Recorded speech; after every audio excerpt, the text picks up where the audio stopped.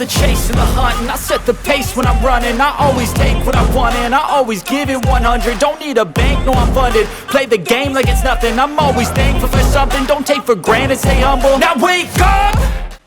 Well, welcome everybody to another episode of This is CorbinCenter. This one's going to be a little different, more like the old format, probably not as long, which is okay, but let's stick to one crucial spot here is the Corbinite recognition. This one goes out to my buddy Connor. Nice job, man. You got 6 trophies this week, couple first place finishes. Nice job. I came to check you out, doing your sparring and your form. You did an awesome job, and we celebrated with a little Benihana, which is always right up this guy's alley. Also, a couple things that I did. I dropped, Snapchat. I'm going to be going to Vegas. I'll talk a little bit more about that. But I dropped Snapchat here, and I put this on, and my consultant here, he hacked the sphere, which we all knew was destined to happen. So I know that we all kind of figured that that was inevitable. Let's go with that. So with that said, I dropped some of the comments, and this was actually something that I didn't realize until I made it, that he looked like Zordon. Thank you, Metal Kitty, for pointing this out. Yes, he does.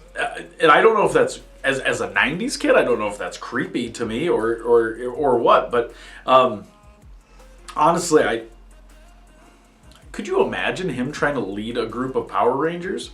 Really would not work out. But then I had some suggestions, I said, if you were to bet some money here, put it down on good old what can you guarantee? And I got a long list here, but I wanted to save a couple that I think are great. Darin has to bail the consultant out of jail. I mean, I feel like it's shocking that I haven't done this yet. Darin ends up in jail. That would be a first. Shockingly, a lot of people think that that I probably would have had some run-in with the law. That's for a different day. Darin and the consultant end up in jail. It would definitely be as a result of him. And the consultant gets hammered and visits one of the ranches. Then it becomes a race between the cops and Darin to see who could get to the consultant first. Yeah. I mean, that's pretty much a safe bet, I think, 100%. If there was ever a place for him to get in trouble or married again, it would be there. Now, normally here I would cut and do a little interview talking about some of the shows that I have coming up or maybe some of the hotbeds, but it's been kind of quiet, and I really do appreciate these off times. But when I come back, now my next show is going to be on March 23rd. I got 2 shows that day. And when I come back, I will have these new bad boys. That's right. I just got the I Was Floored by Darin Corbin t-shirt. And they come in green, blue, and black. Now, this is mine. You can't have this one. But I'm a good sport. I mean, like, as you've seen on Instagram and on my reel, I mean, Beauty Beatdown put together pretty funny of me getting eliminated on the floor because of the result of these 3 vegetables, which is hilarious that I put that together.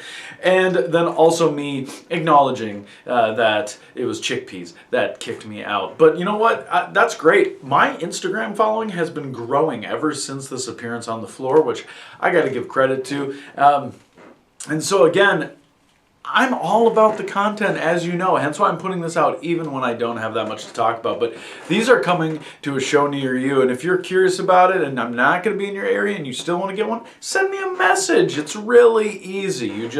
Either you can email me or you can join my Patreon or whatever it is you want to do, but you can send me a DM on Twitter and on Instagram, and apparently I didn't have my DMs open to Twitter.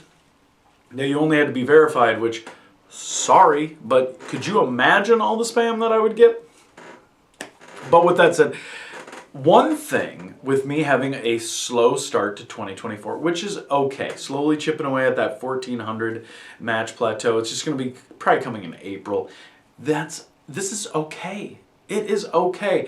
My body needs time to recover. I am getting older, but one thing that I did learn in 2020 is that without wrestling, I would still survive. And a lot of people had that shark mentality. They just have to keep wrestling. They take every booking that comes along. It's not about the quality of the bookings. It's about the bookings that they just feel like they have to keep taking them to be busy. And there's really no perk, no benefit of these things. But for me, I have found outside of wrestling a lot of hobbies, a lot of things to fulfill my creativity. Obviously, as you know, I make videos. My Patreon's pretty busy. I got a lot of stuff that I can keep definitely the house itself, I can keep busy without having wrestling involved. So with that said, I have filled up, and one of the hobbies that I picked up is running 5K races, running in-person races, which I haven't gotten to do for a while. So now coming up, I'm actually going to have 3. I have the Rock and Roll 5K, which if you're watching this at a certain time, I'm probably going to be in Vegas running that or have run that. So that is actually coming up here in this last weekend in February.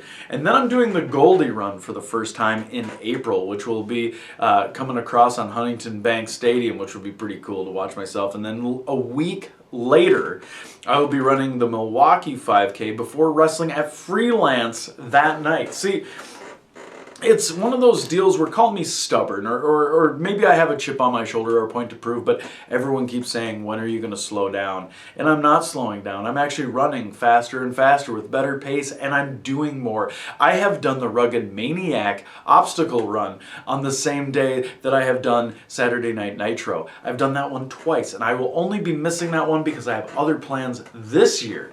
But there are many other events that I wish to do and will continue to do, and I'm going to keep mixing it up, and I love pushing myself and challenging myself, and even bouncing back from injury, it just shows that I still have what it takes. You cannot keep me down.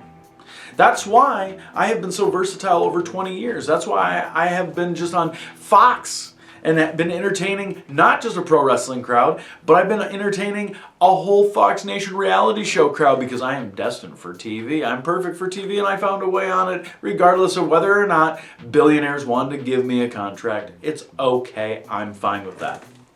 So, with my upcoming schedule, yes, I don't have a lot of wrestling on the books, and that's fine. But I have a lot of travel. I have a lot of events. It's not that I'm not busy. I'm going to have 2 shows on the 23rd. I'm looking forward to what's coming up for First Wrestling, absolutely. I have a return to Freelance that I talked about. Second Wrestling, a match against Heath. That's going to be great. And then this summer, it's probably going to pick up, even though I want some time to myself. I'll make sure to find it. I always say this, I always do this, but when you're busy and in demand, that's what happens. It's a sacrifice you gotta make. So thank you for joining me this week on another episode of CorbinCenter. Please stay tuned. We might go back to the format next week. But you know what? No one tells me what I need to do. It's up to me how I want to do it. And I decided to do it this way. And I like it.